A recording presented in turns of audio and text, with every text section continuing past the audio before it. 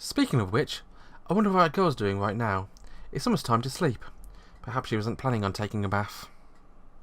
Hey guys, welcome back to another World End Economica episode. Oh, should I call it World End Economica? Or or Economica? Whatever I call it, it's going to be a bit weird, but oh well. I actually really liking this game. I mean, what do you think of it? It reminds me a lot of Spice and Wolf. I mean, the cross between religion and money. The almost serene nature of Lisa reminds me a lot of Haru.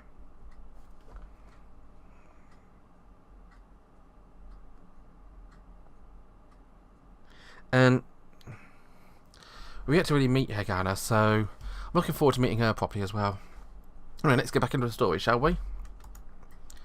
And right after she said that, supposedly there were only Lisa and Hagana here, so logically it must have been Hagana.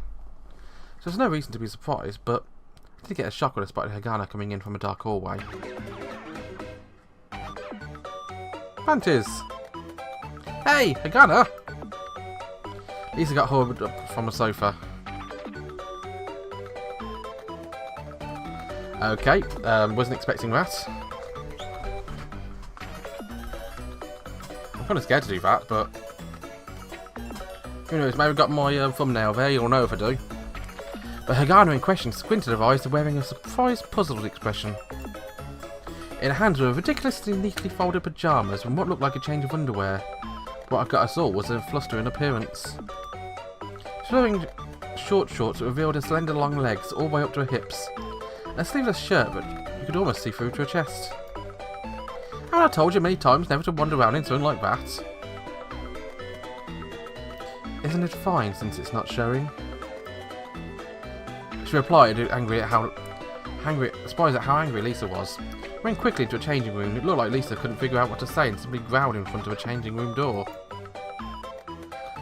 As for me, to my great distress, I averted my eyes and thought, her panties are white? But it was oddly childlike compared to the colour of her clothing ridiculous cheekiness. Well, it wasn't that bad, but seeing that kind of underwear beneath her totally black stockings would have been kind of a letdown, I thought to myself. I then noticed Lisa glaring at me. Erase that from my memory! I couldn't just brush it off by laughing at her ridiculous seriously face because of the scary glare loaded twice brilliantly. I guess she's so hard-headed. Lisa sighed and shook her head. Even if it looked like she had overpower here, she had no way of controlling Hagana's thoughts. It really did seem like Lisa's hobby was to shout and runaways. I was fine, but I felt inclined to show respect for her words, which was a strange thing. You try to show at least a little bit of shame too, okay? It's the first time I've ever heard it in my life, but I nodded. It was this manners that would lead people to think seriously wanted to distance myself from a crude culture of my home village, where people who couldn't get naked in front of people of the same gender are considered cowardly. However, Lisa waited for my nod and additional line. I'm looking forward to your manners next time we eat. What a cheap move. I mentally yelled at Lisa. I guess in the end this lady was the type to take you by surprise and let your guard down. Lisa was laughing merrily as we returned to her sofa and started playing with her multifunction terminal. I would have taken a bath and I wasn't quite sleepy yet, so I sat on the floor and I opened my PC.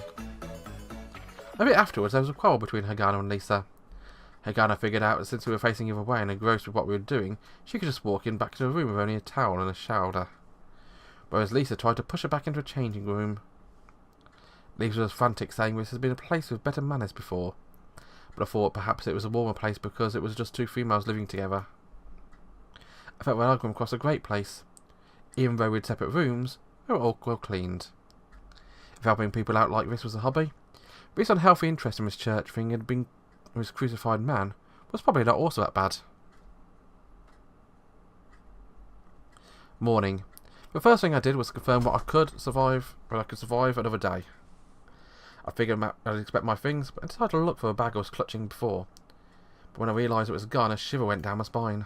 I sprang to my feet.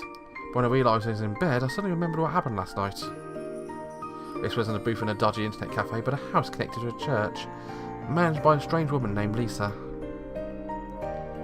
It had been a long time since I'd been able to sleep in a place where I could stretch out my limbs. It wasn't so bad to wake up without being in pain. Good morning. You're up early.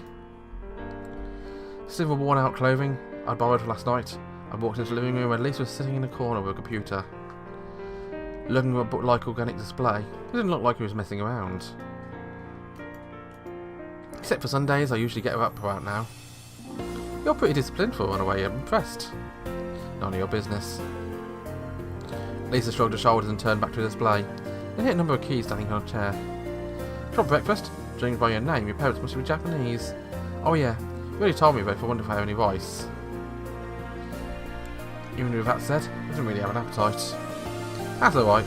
I've got a chocolate bar in my bag. I want a cup of coffee though. When I said that, Lisa looked surprised.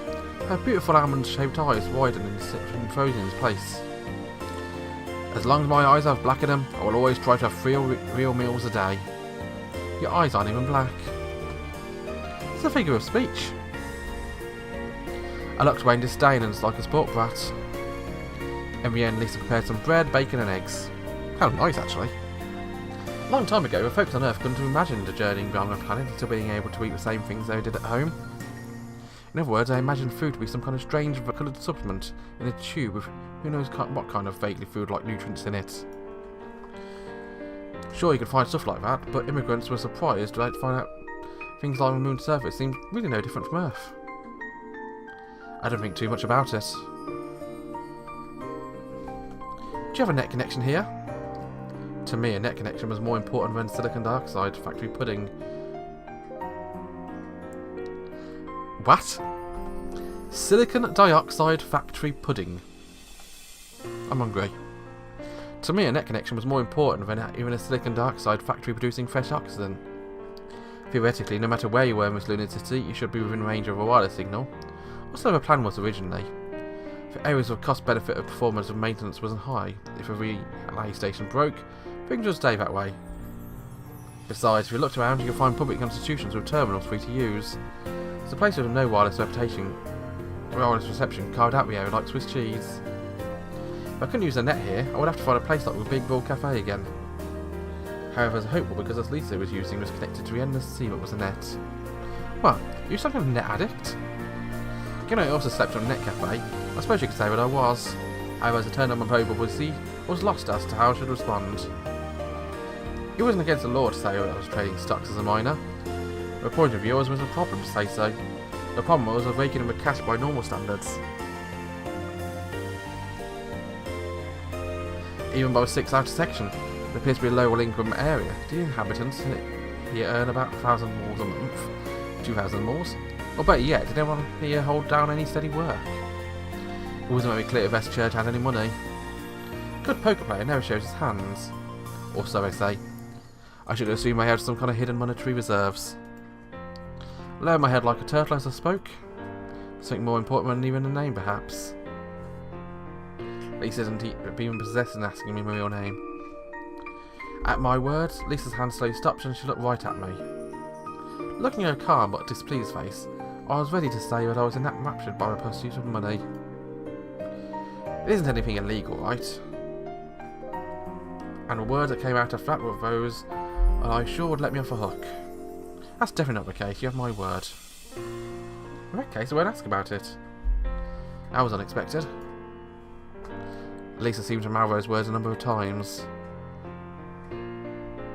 She smiled in slight puzzlement as she spoke. Boys are creatures who die without secrets. In my heart I screamed out against being treated like a child, but were my lips to move, I would just sound like one. I chose to stay silent as I logged into my trading account. Those thoughts had long since been expelled from my mind completely. My concern turned toward up and down movements of digits, and the flow of money it referred to. The market had fallen into disarray. One particular market was shaken up, but its repercussions were felt by the financial markets that tied the world together. Apparently something about a Russian sending forces into satellite countries because of natural field gas fields, typical stuff. With the conclusion of the Cold War, what brought the world together happened in an instant. After a panic of nuclear weapons in a small country in the Caucasus region, dubbed the Second Cuban Missile Crisis, mankind finally took a real look at the situation before them. Although the Cuban Missile Crisis was one of the actions that led to the end of the Cold War, it was also a confrontation between superpowers. In the second Cuban Missile Crisis, it wasn't a confrontation between superpowers that brought the world together, but a confrontation between anarchists, terrorists, and the countries of the world. The result was a complete cooperation of the world and a desire to look towards the stars in preparation for another such moment. Everyone knew there would always be disputes when it comes to the utilisation of land on Earth. These issues would be pigeonholed into a faraway place above and away, literally. With the development of a space elevator, major technological breakthroughs were made at breakneck speed during the development of lunar cities. However, just as eventually memories all fade over time, the moon strayed from their original goal as the world's utopia. After being firmly established, much like countries all over the world, it sought sovereignty and independence from the extent of maintaining its own independent military force. Thus, countries from Earth turned their gaze from the sky to the ground again, having woken up from a dream. This was a gist of what I understand about the history of the world. I knew more minute details beyond this, but delving too deep would make it difficult to see the big picture. My knowledge of it was entirely stock trading after all. If there were to be some kind of disturbance in the region of some country on Earth, it would probably have a large impact on people who lived there, and corporations which operated there, but who have little global impact. And because there'd be little global impact, tragedies would continue on Earth. This was something that immigrants from my town, who were coming particularly from dreadful places on Earth, that said left biggest impression on them. Looking down at the Earth from a space elevator, I could see that all the dreadful problems out there grew smaller and smaller, much like the place on birth. Even to this day, there are places on Earth where missiles still fell more than rain did. There was a rise of a number of unskilled labourers wanting to come to the moon, especially with those who no longer wanted to live on Mother Earth anymore. The real kicker was the people of the developed world seemed to know absolutely nothing about the world outside their borders. Here, everyone more or less knew about those riding problems. When it came to this energetic bunch and their stubbornly resolute mindset, what was hidden eventually became known. Their mantra was, "We will not allow this to become another Earth." It was a great concept. I'd like more of this. If nothing else, I'd like to continue to partake in free handouts like that.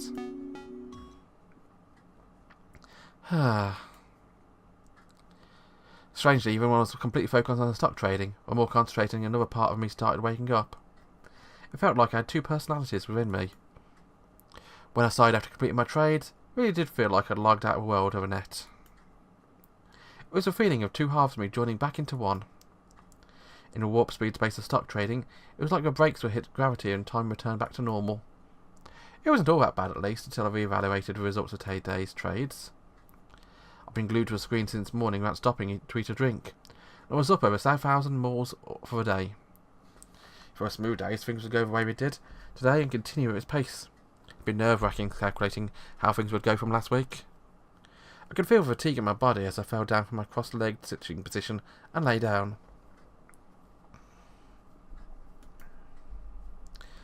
Only in this moment was my mind blank.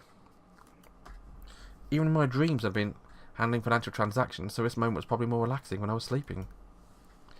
Even most effective leaders on Earth, holding their hegemony, were said to spend anywhere from a few minutes to a maximum of an hour sleeping. I was very aware of this. If I had to plan my conquest of the world, it would be unfathomable to waste time sleeping.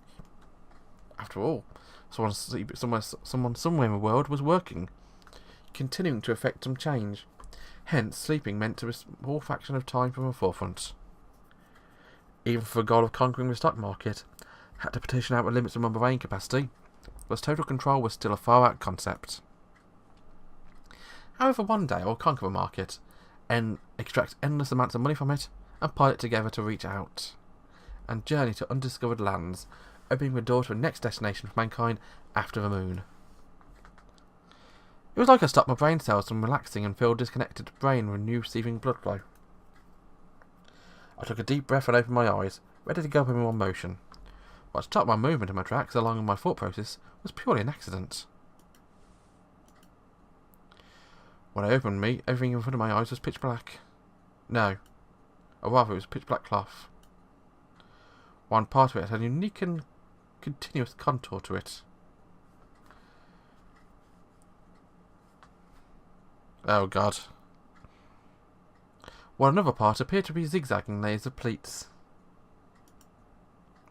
And beyond that, I could see a break in the black fabric from what appears to be some kind of white fabric. He is, isn't he? It passed nimbly over my head. What came next into my vision was Hagana's face, as if she noticed something suddenly and turned around. Why did you open your eyes? Are you an idiot? Those words didn't seem out of place, even if you appended it with that. She wasn't acting shy or embarrassed and looked apparently she was angry.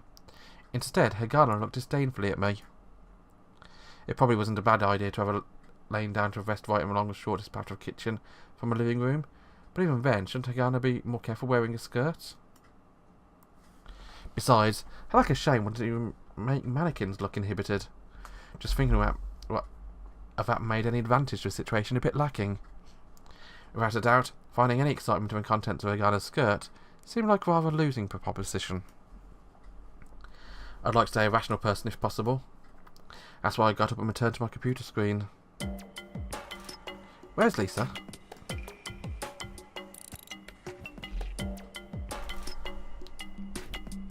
I heard Hagana's voice come from a direction. She had a white moustache. Oh, sounds like my headset's about to run out of power. One moment.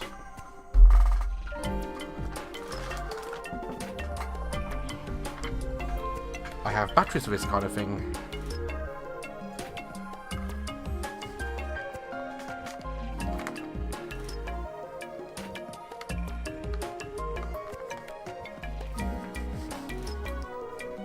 Yep, battery get. I heard Hagana's voice coming from a direction. She had a white moustache around her mouth after drinking milk, which certainly was quite a feat of nutrition intake and more amazing when a chemical synthesis had created it. Like, God no. After having Maker fall at me on top of having that idiotic white moustache on her face, I found myself rather irritated. After my short answer, Hagana showed a disapproval raise of an eyebrow. Haven't you been here the whole time? Why don't you know? Are you an idiot? I started to feel like every sentence she spoke would have those words tagged silently at the end. It was true I'd been here the whole time, but I did not notice her getting up and leaving me behind during my deep concentration. I considered explaining that to her, but I found it to be so annoying that I just discarded her thought. In doing so, I heard a darndest thing from Hagana.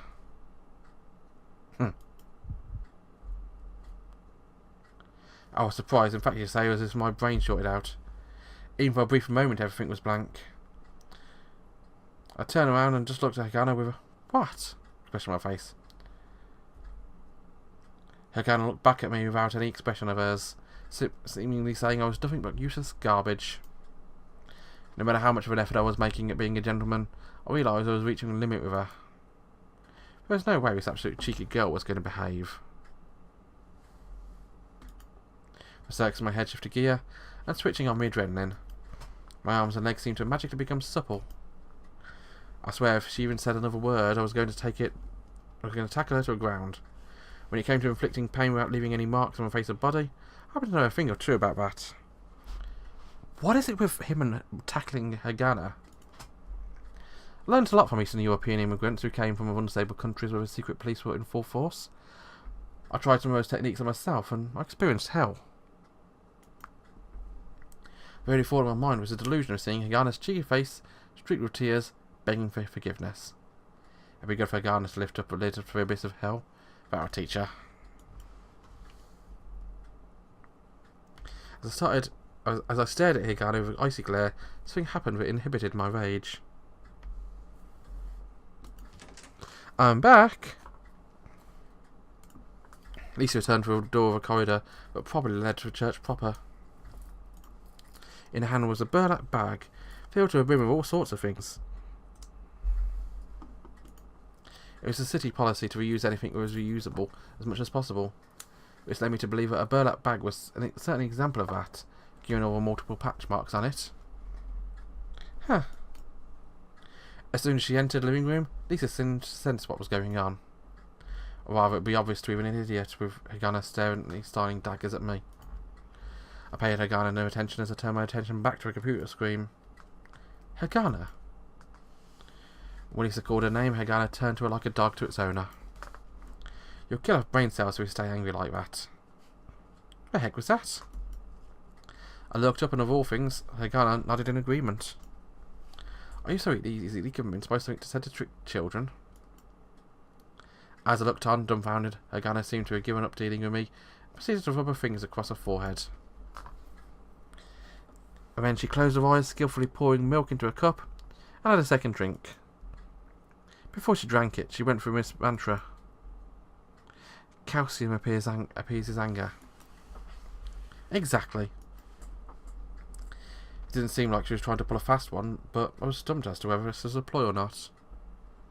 The only thing I knew was Hagana hated my guts, so I wasn't sure about her calcium as a snide remark at me. When so much of her anger subsided, it was expressed in a different manner. Hagana finished her milk, then watched Lisa throw her groceries into the refrigerator. Lisa, auditorium key. Ah, didn't I give it to you? You didn't give it to me and also checked everywhere in case. The only other possibility was that Lisa still had it, or he stole... Oh, hold on, wait a minute. Her expert skill, even before Hagana lifted a finger to point at me, Lisa went into action, searching her pockets of the burlap bag. It was apparently hidden away in a wallet. This always happens when I'm making a habit of putting slim items in my wallet. Will you have enough time? Even if I'm late, I will have to precisely explain everything. In fact, it was Lisa's fault, not mine. She said it without even skipping a beat. It wasn't something one would be happy about, but as Lisa was not unfazed by her words, it looked like this was fairly normal. That's true. You better explain my screw-up clearly then. Yes. A simple reason. Hagana said that as she took the key and turned away. The hem of her skirt turned lightly in sync with a graceful movement of long, beautiful black hair. Her footsteps faded as she left the living room. I could hear a door to her room close. Left there, Lisa sighed with relief, then let out a strained laugh as she looked at me. Again, thank you very much for watching. My name has been Fuds. Have a wonderful day. Bye bye.